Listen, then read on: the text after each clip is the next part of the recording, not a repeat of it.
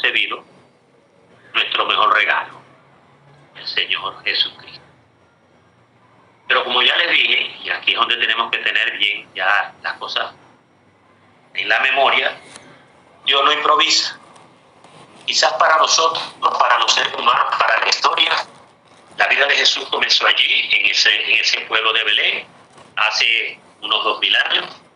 Sin embargo, nosotros sabemos por la revelación bíblica que esto es un misterio que comienza en un punto de la eternidad donde no había tiempo, espacio, y donde la Trinidad, en ese pacto de la redención del hombre, Dios Padre, Dios Hijo y Dios Espíritu Santo, realizan ese pacto y es Dios Hijo, Jesucristo, el que decide hacerse el humano, hacerse hombre.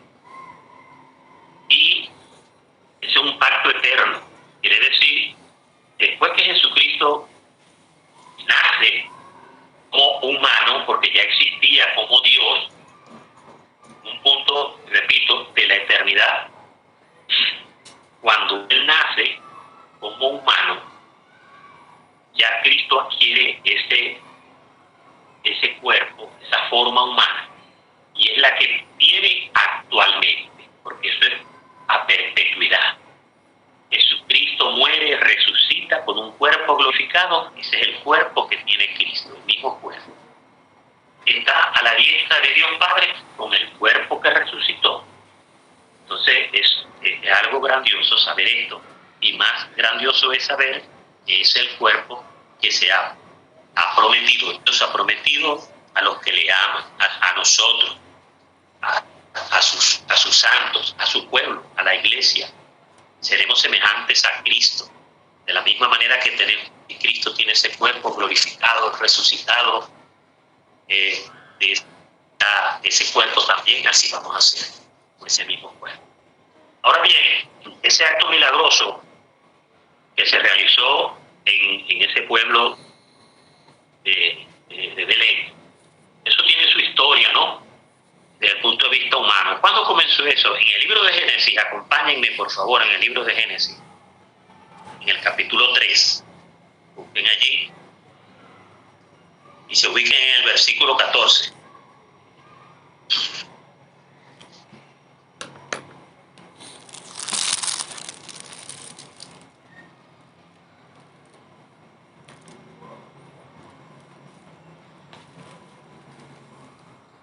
Versículo 14. Allí pues nos va a decir, entre otras cosas, pues una de las necesidades por la cual el Hijo de Dios, Jesucristo, era necesario que tomara forma de siervo, que tomara forma humana, que se hiciera hombre. Dice, y Jehová Dios dijo a la serpiente, por cuanto esto hiciste, maldita serás entre todas las bestias y entre todos los animales del campo. Sobre tu pecho andarás y polvo comerás todos los días de tu vida. Y pondré enemistad entre ti y la mujer, y entre tu simiente y la simiente suya. Esta te herirá en la cabeza, y tú le herirás en el calcañar. Y el versículo 21 dice, y Jehová Dios hizo al hombre y a su mujer túnicas de pieles, y los vistió.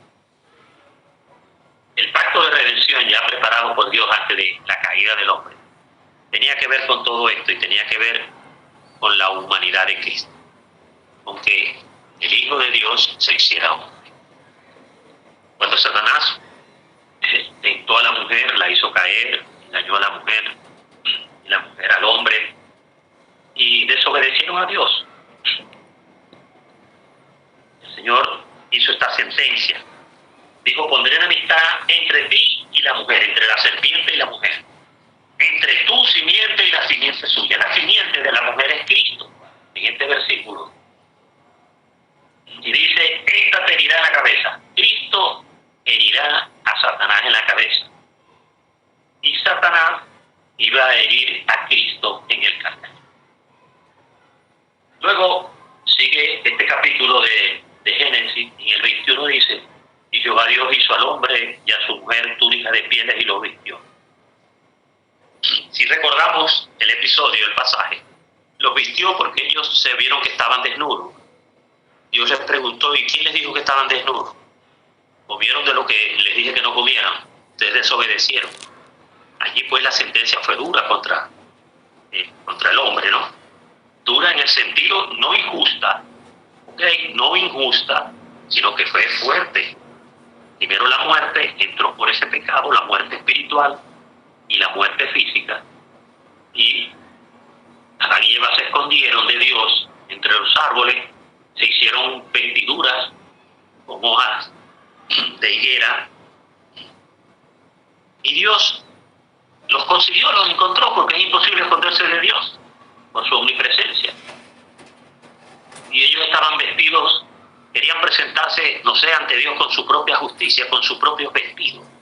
Y Dios tuvo que sacrificar un animal, porque si lo vistió con pieles, son pieles de animal, tuvo que sacrificar un animal, derramar la sangre de ese animal, para vestir a Adán y a Eva, porque estaban desnudos.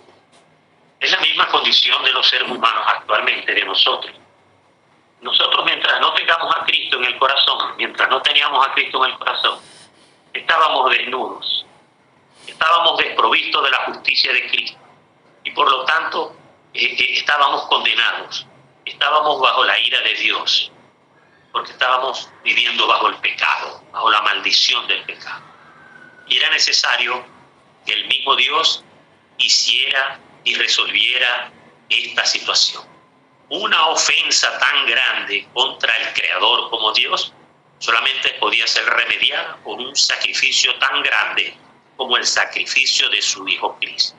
No podía ser de otra forma, porque no se había ofendido a cualquier persona, a cualquier ángel, a cualquier santo, no.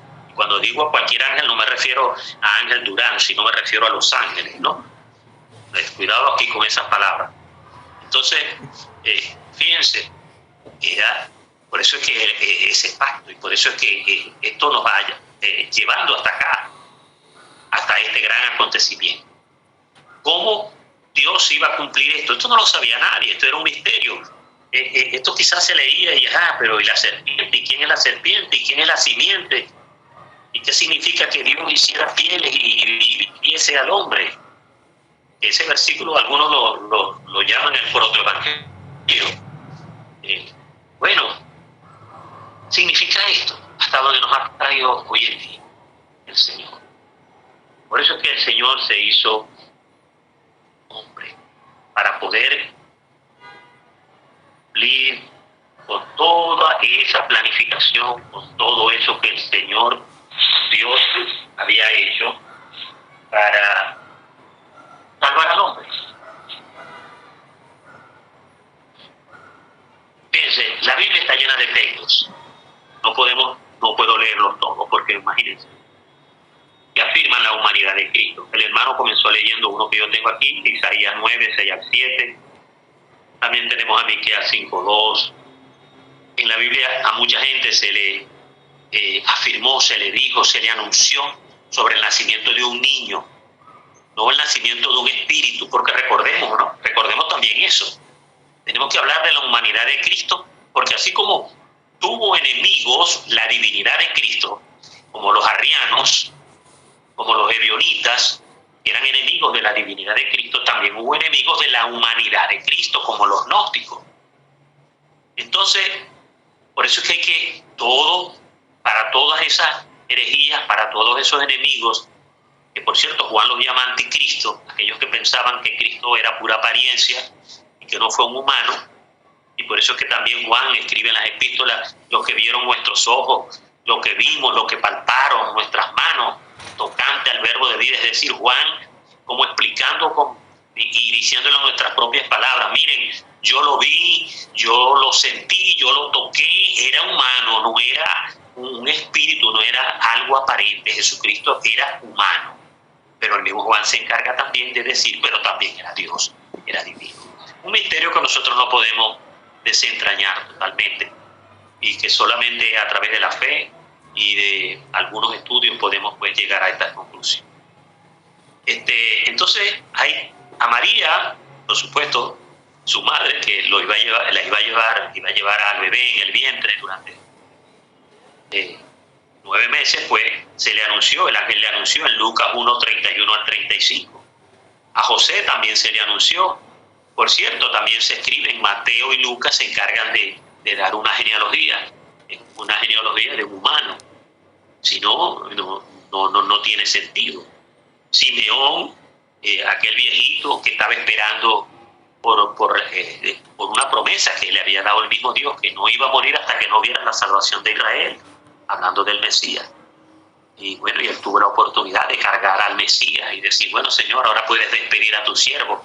Mis ojos han visto tu salvación. Allí mismo con Simeón había una anciana, una viejita, llamada Ana, aproximadamente de 95 años. Tenía 84 años siendo viuda y sirviéndole allí, no se apartaba del templo.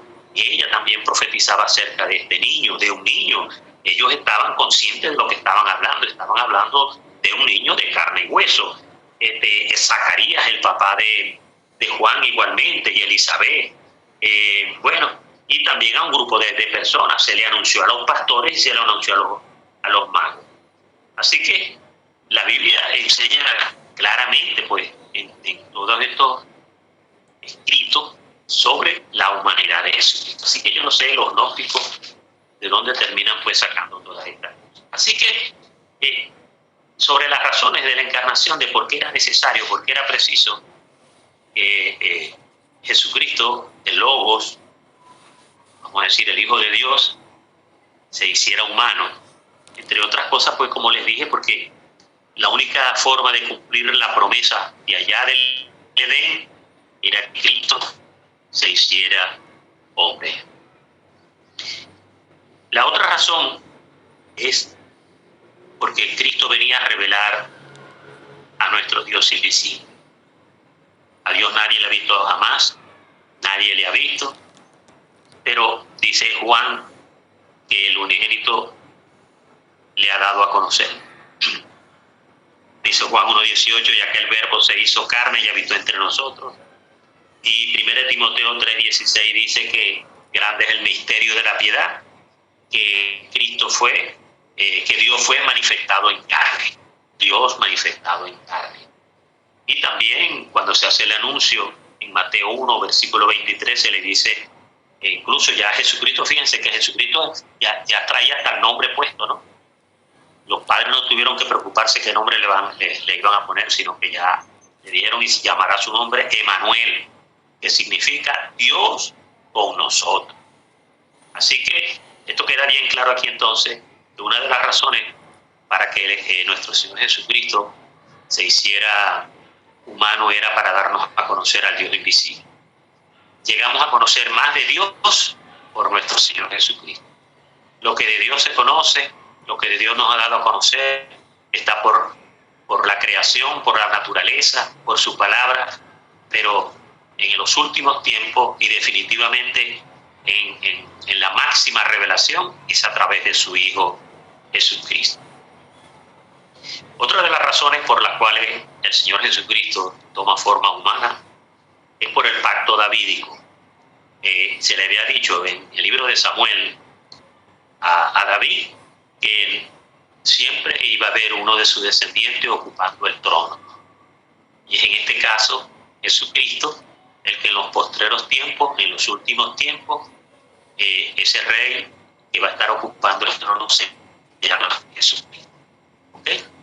Entonces Jesucristo, como nosotros lo creemos, será el rey que ocupará el trono de David en el tiempo del milenio.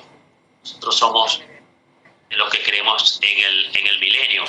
Hay otras personas pues que no creen en el milenio, sin embargo creen en que sí, Jesucristo se va a sentar pues en el trono de David.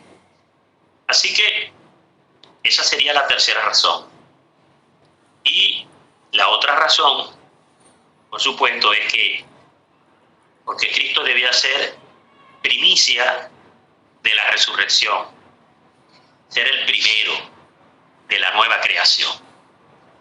¿Saben? Pablo nos explica a nosotros y nos dice que por la culpa de un hombre, por el pecado de Adán, entró el pecado en toda la raza humana, en todos los seres humanos. De la misma forma, por un solo hombre, por Cristo Jesús, entra la salvación. Y por allí, por Cristo, va a entrar la nueva creación, la nueva raza de hombres y mujeres que van a habitar en el cielo nuevo, en la tierra nueva. Así como fue en el pasado. Dios hizo el cielo, Dios hizo la tierra, Dios creó todo y puso al hombre, a Adán, al primer Adán, lo puso allí a que fuera corregente, que gobernara junto con él. Adán pecó, se echó a perder todo, entró bajo maldición tanto Adán como toda la creación. El Señor en estos momentos está levantando, restaurando, de acuerdo a su plan, a su propósito, toda la creación. Por eso nos habla de un cielo nuevo, una tierra nueva. ¿Y quiénes van a vivir allí? ¿Los antiguos descendientes de Adán? Claro que no. Ahora van a vivir allí los que desciendan del nuevo Adán, del Cristo resucitado y glorificado. Esos son los que no han sido engendrados de sangre y carne, sino que han sido engendrados por el Espíritu Santo. Esos somos nosotros, los que hemos tenido un nuevo nacimiento, los que Dios está preparando. Ese es el pueblo que Dios está preparando para que habitemos en esa tierra nueva, en ese cielo nuevo, donde vamos a gobernar juntamente con Él. Y Cristo es la primicia, como dice el apóstol Pablo en 1 Corintios capítulo 15, de los versículos 20 al 23, donde habla del orden de cómo va a ser la resurrección. Primero Cristo, que es la primicia, y luego los que son de Cristo en su venida. ¿Ok? Así que tengamos bien claro eso, las razones por las cuales debía el Señor ser humano. Si el Señor no es humano, no muere. Mire, ¿cómo crucifican al Señor siendo espíritu? ¿Cómo lo crucifican? ¿Cómo crucifican al Señor? ¿Y cómo el Señor se habla de derramar su sangre si no es humano? Entonces, el Señor se hace humano para poder morir y derramar su sangre. Y dejándoles dicho una cosa, que el Señor muere porque eso forma parte pues, de su atributo como Dios. Ustedes saben que a nuestro espíritu humano nos sustenta la parte física. Si la parte física muere, el espíritu se va obligatoriamente. Es decir, el espíritu es arrancado del ser humano. Pero en el caso de Cristo, con todo y que Cristo era humano, sin embargo, Cristo tuvo que entregar su espíritu. Dice, y habiendo dicho esto, entregó su espíritu, estando en la cruz, dice el Evangelio. ¿Por qué? Porque ni siquiera la muerte era capaz de hacerle nada, de arrancarle el espíritu. Estaba tan deteriorado su físico, porque ese era Cristo, el Hijo de Dios. Y Él decide entonces entregar su vida, entregó su espíritu también. Y es allí entonces cuando se somete a los rigores de la muerte. ¿Qué venía después de que Cristo muriera? Bueno, después de Cristo lo que venía era la descomposición del cuerpo. Pero dice la Biblia en un salmo que no permitirás que tu santo vea corrupción. Y así fue. Después de la muerte, el Señor no vio corrupción, sino que el Señor resucitó de entre los muertos, primicia de los que durmieron. Y la otra razón, miren, son como 14, 15 razones, sin embargo yo estoy compartiendo rápidamente estas 4 o 5 razones. Y por supuesto, la ofrenda del sacrificio por todos los pecadores. Y entonces era necesario que Él, pues, como ofrenda de sacrificio, se hiciera humano. Eso lo podemos leer en Colosenses 1, 21, 22, en Hebreos 10, 4, 5, en el mismo Hebreos 10, pero versículos 10 y 12, y en Hebreos 2, 9 al 18, donde era necesario que el Hijo de Dios participara de sangre y carne. Y así de esta manera destruir. Vamos a leer ese pasaje, miren. Ese pasaje es muy interesante y nos va a dar luz sobre esto. Y con esto ya pues estamos finalizando, hermanos, este pequeño estudio. He motivado pues a que mi garganta no está muy buena, no puedo entenderlo. Lo he sintetizado lo más que he podido. Hebreos capítulo 2.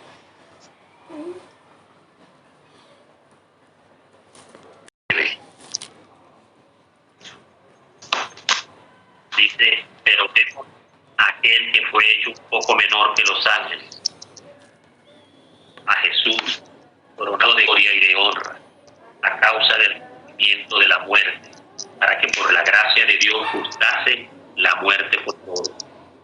Porque convenía a aquel por cuya causa son todas las cosas, y por quien todas las cosas subsisten, que habiendo de llevar muchos hijos a la gloria, perfeccionase por aflicciones al autor de la salvación de ellos.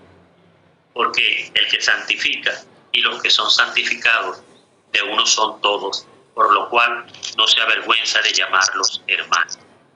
Diciendo, anunciaré a mis hermanos tu nombre, en medio de la congregación te alabaré, y otra vez yo confiaré en él, y de nuevo, he aquí, yo y los hijos que Dios me dio. Así que, por cuanto los hijos participaron de carne de la, al que tenía el imperio de la muerte, esto es, al diablo, y librar a todos los que por el temor de la muerte estaban durante toda la vida sujetos a servidumbre. Porque ciertamente no socorrió a los ángeles, sino que socorrió a la descendencia de Abraham, por lo cual debía ser en todo semejante a sus hermanos, para venir a ser misericordioso y fiel sumo sacerdote en lo que a Dios se refiere, para expiar los pecados del pueblo. Pues, en cuanto el mismo pareció siendo tentado, es poderoso para socorrer a los que son tentados. Este texto, hermanos, este pasaje tan bonito, tan interesante, les recomiendo que lo estudien con mucho detenimiento y vean allí una de las razones principales por las cuales Jesucristo participó de sangre en carne. Y cómo pues nos ha dejado ese gran ejemplo y nos ha dejado esa gran promesa de que esta sangre y esta carne, estos huesos, este cuerpo que tenemos, al fin y al cabo será destruido, porque tendremos un cuerpo nuevo glorificado semejante al de Él, para participar de ese cielo y de esa tierra nueva de la salvación que el Señor nos ha preparado. Bendito sea el nombre de Dios en su infinita sabiduría y en sus decretos, en sus propósitos, determinó todo este plan que lo hemos sintetizado ahorita en estos momentos, pero que es, lo podemos entender y lo podemos creer, de que es a través de Cristo, de su humanidad, que nosotros podemos decir que somos salvos, porque por la gracia de Dios y por la fe somos salvos. Gracias al Señor, gracias mis hermanos por su atención, y si algo que agregar, no que preguntar, sino que agregar, por favor, es el momento.